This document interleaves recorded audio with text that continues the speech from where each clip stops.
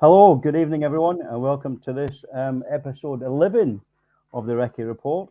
My name's Russ, former British Army Warrant Officer. Good evening, folks. It's Cliff Purvis here, former British Army Corporal. Welcome to this month's Recce Report. As Russ said, it's our 11th edition. 11th? I can't believe they let us keep doing this, mate. It's quite shocking, isn't it? It is. And as always, it's been a rather quiet month. It is. I struggle to see what we're going to talk about again, mate. Politics has been inordinately quiet over the last 4 weeks, hasn't it? In fact, but as someone pointed out, when we about 2 days after we did our last broadcast, and then Nicola Sturgeon resigned, didn't she? And someone posted, "Well, this aged well." Yes, it was absolutely fantastic. Completely out the left field. I don't think anybody's seen that coming. No, it was a well-kept secret, wasn't it? Yeah, and I was asked by one of my work colleagues. Obviously, my political activities is well known in my workplace, and one of my colleagues turned around to me and asked, what now? And the classic one: leaders come, leaders go. She was an absolutely fantastic leader, but decided her time was up, and we are now moving forward with the selection process. That's it, mate. Yeah, and she was the longest serving First Minister in Scotland thus far, outlasted all the rest. So I think I don't think the other parties have anything to say. She's outlasted something like 4 or 5 prime ministers, countless leaders of the Scottish Labour and Scottish Tories, and now we find ourselves in the midst of a election for the next, not just the leader of the SNP, but the de facto First Minister. Yeah, and because of that, the candidates, I think it's because of that, because the candidates then have to come from the MSP contingent as opposed to the MP contingent because of the job of First Minister. I think deputy leader of the SNP can be either. Can be MP or MSP, but I think the leader of the SNP and First Minister has to be MSP. You're right, yeah. So yes, we've had three put their names forward, and they've all been on the TV doing their, and in the press as well, selling themselves. And let's face it, that's what you do in these type of things. You have to sell yourself for them. But the way they've been talking about each other and about how they would see the party moving forward and the country moving forward, more importantly, it seems to be as though it's Armageddon in the Scottish National Party. And this is written by the right wing press, who have obviously forgotten what has been like in Toryville for the last 12 months. Well, they're all predicting that this will be the collapse, the split, the end of the nationalist movement, the end of the desire for independence. And the truth is, you know what, they may be right. Who knows? But the SNP, and I've said this before, I firmly thought that in the wake of the 2014 independence referendum, when we sadly the country voted no, I thought that would have been, I thought the SNP would implode and would eat itself alive, and that did not happen. No. That did not happen. What it did instead was it galvanized the support, and it may be dependent on who the next leader is. If they tick the right boxes, if they hit the right tone, it may have the same result. Who knows? Yeah, well, that's it, and that's why we do what we do, Russ. We try and predict these things, and I think you're absolutely correct there. It's going to be a period of readjustment, whoever takes over, and I think we all will need to lend support to whoever leads it, because, like it or not, the Scottish National Party are still the party most likely to get us to that stage where we can vote for independence. Yeah. So we have to throw support behind the leadership, behind the party, to get that done. How that gets done, I don't know. The legality, the legal aspects seem to be, from where I sit as a humble, first aid instructor, the legal aspects seem very daunting. But that's why we've got lawyers and solicitors working along that lines to figure out how we can get around that. I think you're right. There's an interesting comment there from one of our viewers, Hashbury Stumble. Thanks, Hash. He says the First Minister does not decide on party policy, and two, all politics are usually divisive. I agree. I would caveat that by saying, however, that the First Minister might not decide party policy, but they can influence it. Whoever they decide to put in their cabinet, whatever the cabinet ministers put forward as policy, all that will kind of dictate, which new members come in, or which old members maybe leave the party. You don't know. Yep. But a really good point, mate. Thank you so much for that. Yep. Yeah. So obviously the policies are voted for at the party conferences, and that's a very valid point. Thank you for reminding us on that one. But yeah, Russ, you're absolutely right. The steerage, the way the party ends up heading, is very much indicated by whoever's in the top job and in the cabinet as well. Yeah. There's another interesting comment here from Jock Gibson, who's asking, "Is the claim of right a legal document?" I'm not entirely sure. I know it's been debated in Parliament, sort of opposition day motions and things. But the truth is, even if it isn't, the United Nations rights of the individual clearly state the right of any nation to decide the best form of government suited for their own needs. So it doesn't really matter what rules or laws that the Westminster government try to pass. International law is the one that matters in these instances. Yeah, well, we have Nuremberg as the big standout in that one. Yeah, no matter what an individual country votes in as legal in their country, that does not necessarily make it legal on the international community. Yeah. So yeah, here we've got another. India's not a person; it's a movement. Yes, well aware of that, but it does need a focal point. It does need a leader. It does need someone charismatic at the top to win in support. So yeah, we will see what the next few weeks bring. Anyway, that's for sure on that one. I think you're right. I mean, and I think Chris made a good point there. It's not an individual. You're right, but the Yes movement is brilliant. There's grassroots and as complex as that was, they do need that, even just that focal idea to move around, and having that political party at the centre of it, albeit maybe they didn't play as big a part of it as other aspects of the Yes movement. I think you do need that, maybe that centre somewhere. Yeah. So we have also had absolutely nothing happening over at the BBC. I know, but before we move on to that, mate, I think we've got an interesting point, given that we're talking about the leadership contest. Yes. I think we've got a really good comment here from Joe, who's asking, do you think any of the candidates are fit to fill Nicola's shoes? Well, first of all, I don't think Hamza would be seen dead in the tartan stilettos, but I think I know what you mean. Yeah. You know what? I'm prepared to give them a chance on that one. Yeah. We have to give them time.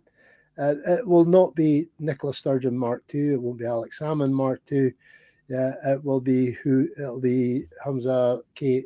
Ash, whichever one wins it, and then they'll have a bidding in process. I think you're right, mate. I think whoever takes it will need to stamp their own brand on it, if you like. Yeah. So, and that's not a sloping answer to the question there, but it's an honest response there. It is absolutely. So you were saying, the BBC has been remarkably placid and quiet the last few days as well, haven't they? Yeah. What's been going on there, mate? What have I missed? Oh yeah, well, apparently Gary Lineker was not allowed to post anything controversial on his own private, not private, but his own non-BBC orientated on Twitter page. on his I Twitter mean, page. Yeah. this guy's got 8.8 million followers on Twitter. Wow. Yeah, I know. All to have that footprint, it would be absolutely fantastic. So he, from what I can gather, regularly comes out with political comments. Yeah, he was very anti-Brexit, as I recall, as well as Lineker. People are pointing out the hypocrisy of maybe about Qatar, but I think he did, I think, as much as possible, as much as he could speak out against Qatar. It's irrelevant anyway. The point is, there's plenty of BBC employees who have made political type statements on social media. Yeah. Alan Sugar, what's his face? Neil, I can't remember the name now.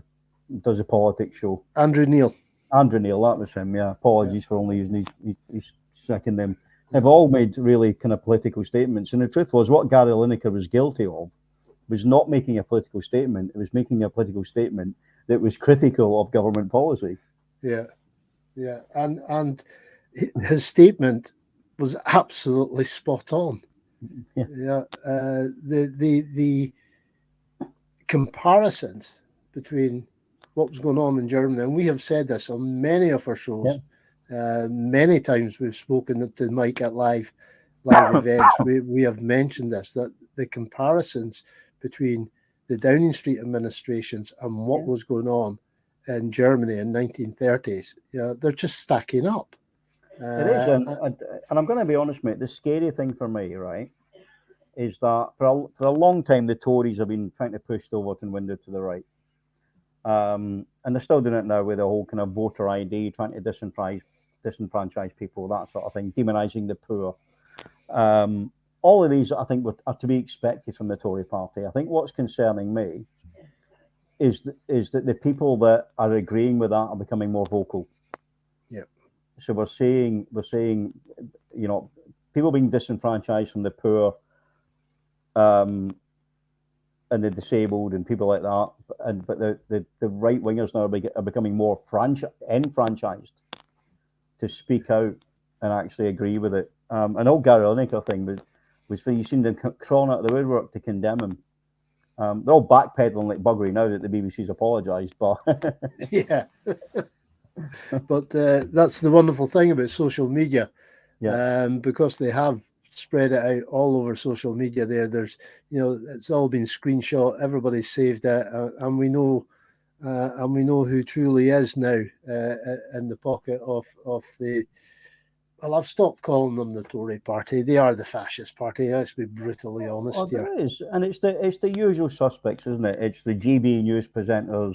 It's your Hartley Brewer and all these kind of people who are jumping on it. And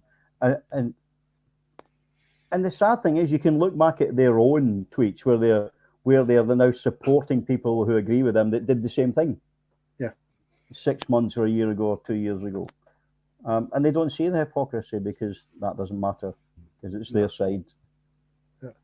And I think it was Scribbles posted up something on social media through the week there that, if one of these poor unfortunate people do end up getting any form of handout, from UK government, it's something like £37.50 a week. Mm-hmm. Yeah, and they're not staying in 4-star and 5-star hotels. That's just right-wing propaganda. They're put up in the worst accommodation that the Tories can find them.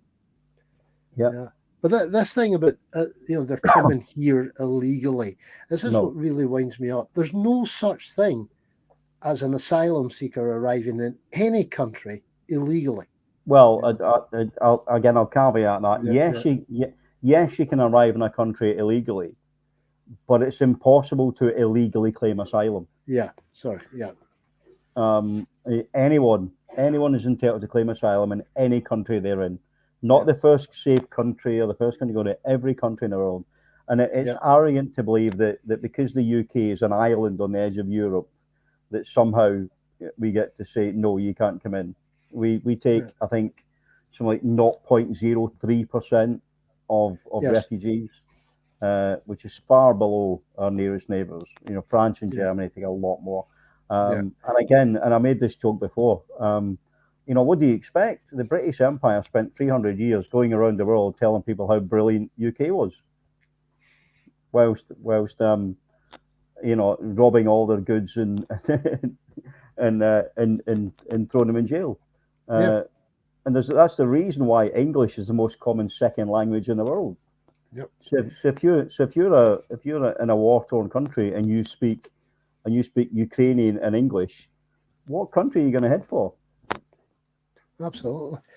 No, there's a Braverman came out with Reich Minister Braverman. She came out with was it 100 million people waiting to come to the UK.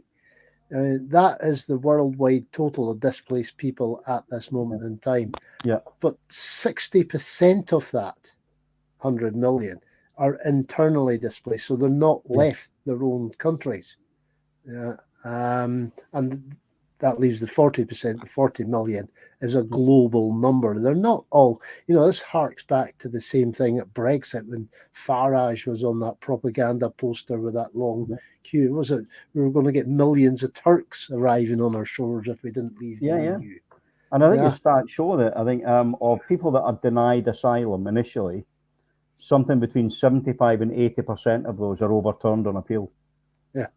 Which means that like 75, 80% of people that come here and claim asylum are genuine asylum seekers. Yeah, absolutely. And because that's done under it'll be done here under the European Convention on Human Rights. Elsewhere in the world, the UN Convention on Human Rights would kick in. And the UNHCR, the United Nations something Convention on Refugees,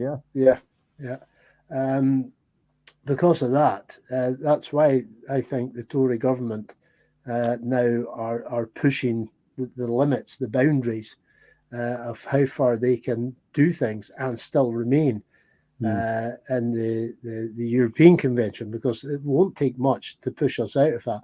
And once we're out of that, then that's all the rights for every single one of us removed, not just anybody seeking asylum.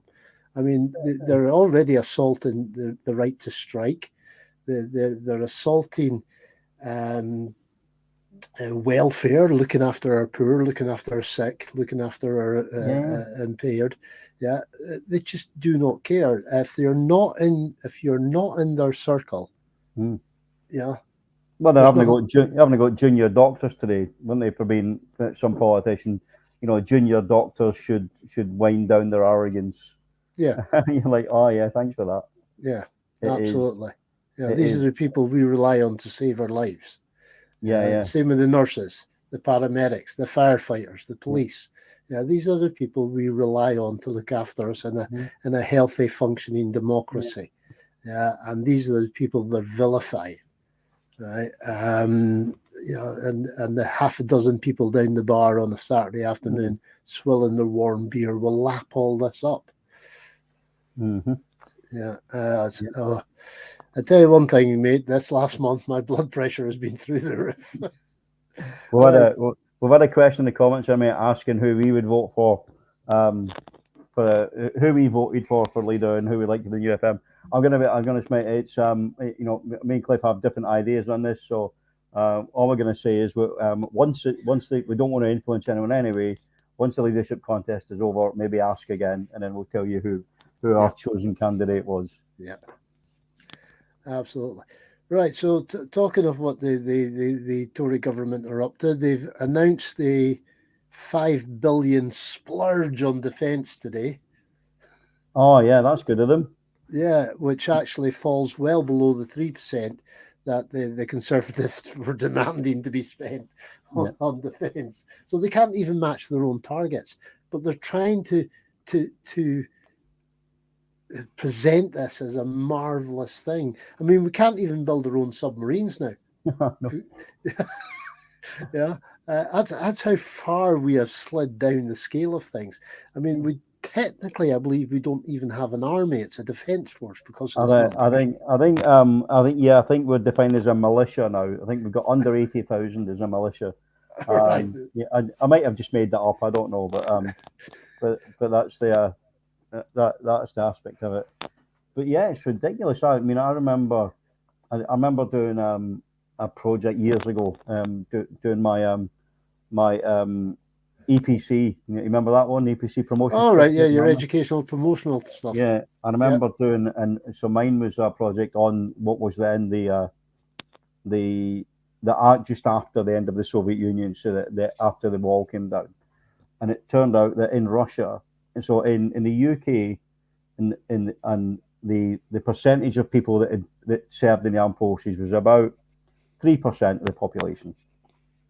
That's serving, reservists, all that sort of stuff. In Russia, that was 68%.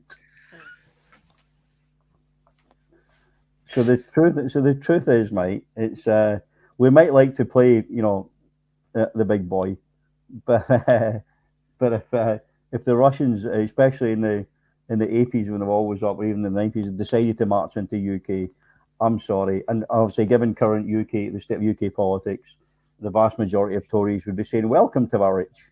Come on in. Yeah, You like some vodka with that?" Yeah, all the same as what they did with the oligarchs. I never heard them saying keep the oligarchs out of the country. Yes. Was it they say sometimes numbers has a quality all of its own? Yeah. So yeah, I mean, we both served out in Germany during the Cold War, and to a certain degree, it was the biggest bluff job on both sides. It was, mate. Yeah, that was shown. Well, it was only after the wall came down we realised how woefully unprepared the Soviets were, didn't we? Yeah. We're like, oh my god! But to be fair, we weren't far behind. No. I often made the joke that all they had to do was just attack any British army barracks on a Saturday morning. Yes. After everyone's been on the lash the night before. Yeah, the day after payday. Yeah.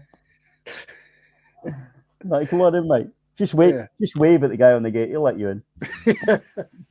Yes, and I think that was demonstrated during the first Gulf when Germany was stripped out. Yeah.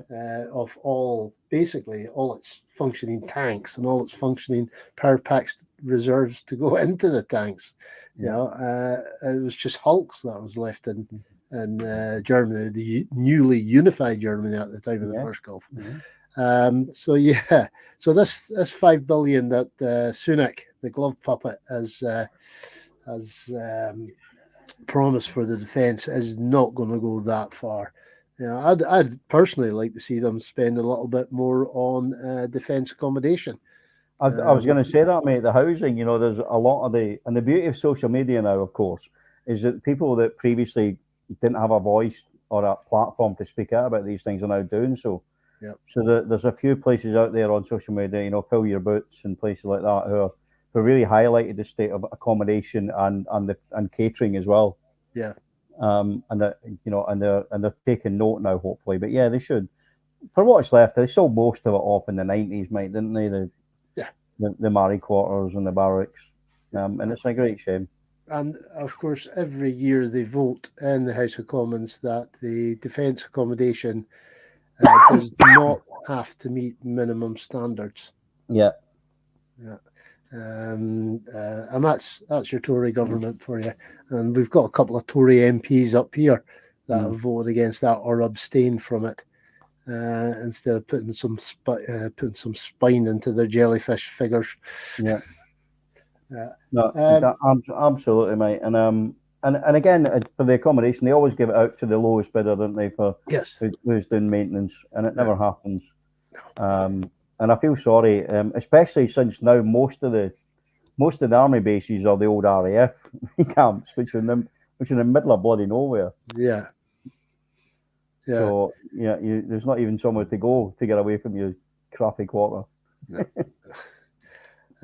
So the defence spending the forces have been let down yet again, but that's always been the case. People seem to think that it was the Tory party were the friends of the forces. They're not. Every time a Conservative and Unionist party has been in power, they've savaged the budget to the forces. They savage all budgets. Well, they do, mate, because you have we have the is it NATO responsibility? Is it UN how much you got to spend on your armed forces? It'll be NATO, won't it? NATO, yeah. And it's going to be like what 2-3% or something. That's the ideal target, yeah. Right. And I remember, and I don't think it's widely publicised at the time, but what they did was the Tories changed what was included in that figure, and they added army pensions to the defence spend, because that then brought them back up to the to the GDP type thing, 2.5-3% that it was. So they didn't actually spend any more money; they just counted money they were already spending somewhere else. And that, unfortunately, is a sleight of hand that we are faced with, and they've got the biggest help in the world. They've got all those wonderful people working in the mainstream media that are afraid to criticise them or will support them at a drop of a hat. Fiona Bruce this week. I don't know if you caught that one. When it was mentioned on Question Time about Johnson's father and what he did. It was just a one-off that he broke his wife's nose. Yeah. She said, she had to do it for legal clarification. No, she didn't. Yeah. You didn't have to say that. She's now actually had to step. Fiona Bruce has now stepped away.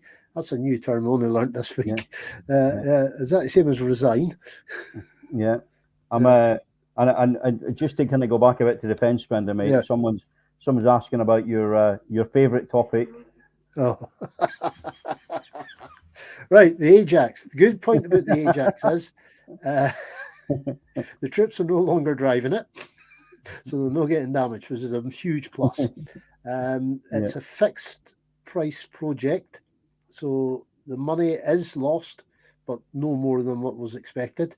I think the latest I got on it, which was admittedly this data is a couple of weeks out of date, is it will not see the light of day. I mean, the stupidest thing apart on that Ajax project was when it was General Dynamics turned round to the MOD and said, right, what gun are you putting in the turret? And the MOD turned around and goes, we don't have a gun yet, just build a turret. How can you build a turret without having the gun for it? So I think the Ajax one is definitely definitely not happening. It's like sending you out to buy a pair of shoes, but not telling you what size they are. Yeah, it's absolutely crazy. So we're getting some pelters in the comments, mate. For Joe wants to know who we voted for in the leaders' election. And the truth is, mate, we voted for all of them because it was rated 1, 2, 3, wasn't it? So yes, it was. Yes. So we voted. So we voted for Kate. We voted for Humza. We voted for Ash. Yep. You'll have to wait and see what order we put those numbers in, buddy. But it's big good effort. Right. What time are we? I'm not even watching what time we're on. Right. Just getting back into disenfranchising of voters. Sorry, we're going to run a bit in a wee bit of a circle here. Have you seen the ID that's acceptable? Yeah, it's I can't remember. The travel card for over 60s is acceptable, but the travel card Oyster 60+ card is acceptable, but the Oyster 18 isn't. Yes. I think, yeah. It's all the senior cards, and I'm not having a dig at seniors. I am 62 this year, so I'm not having a dig at seniors, but it's the older person's bus pass, disabled person's bus pass, Oyster 60, Freedom Pass, Scottish National Entitlement, 60 over Welsh, disabled person's Senior Smart, Registered Blind Smart Pass, War Disablement, 60 plus. Are you reading this off somewhere? You didn't remember. You've not memorised this before you come on, have you? No. I thought, what the hell? He's come well prepared this week. Russ, you should know me. If I don't have a script, I go off piece. And passport, military ID, that. And that. So, but basically, it's all the stuff that costs money. That's the issue. That's how it disenfranchises people. Yeah, and the type of people that have these things tend to be Tory voters. Yeah, it disenfranchises the typical, not necessarily SNP voters, but your Labour voters as well, more on the left, because they're more likely to be, less financially stable, to be poor, to have a disability, to have caring responsibilities, all these things that means they aren't able to easily lay their hands on, photo ID. Yeah. And it's a common tactic. It's a common tactic across the world. The Americans have been pushing it. Well, the Republicans in America have been pushing it for years, mate, because they know that the people that it strikes off the voting register is the people that don't vote for them. Yep. Russ, I'm just watching our time, buddy. We are. It's that time again, folks. Our 30 minutes has come and gone exceptionally fast again. Thank you, everyone, so much for taking the time to listen to us talk inane gibber for 30 minutes again. And we'll see you all again on the second Monday of the month in April. So thank you so much. Take care, everyone. Stay safe. Yeah, I'll just reiterate what Russ has said there. Thanks for tuning in, folks. Greatly appreciated. Remember, our future is bright. Independence is right. Take care. Take care, folks.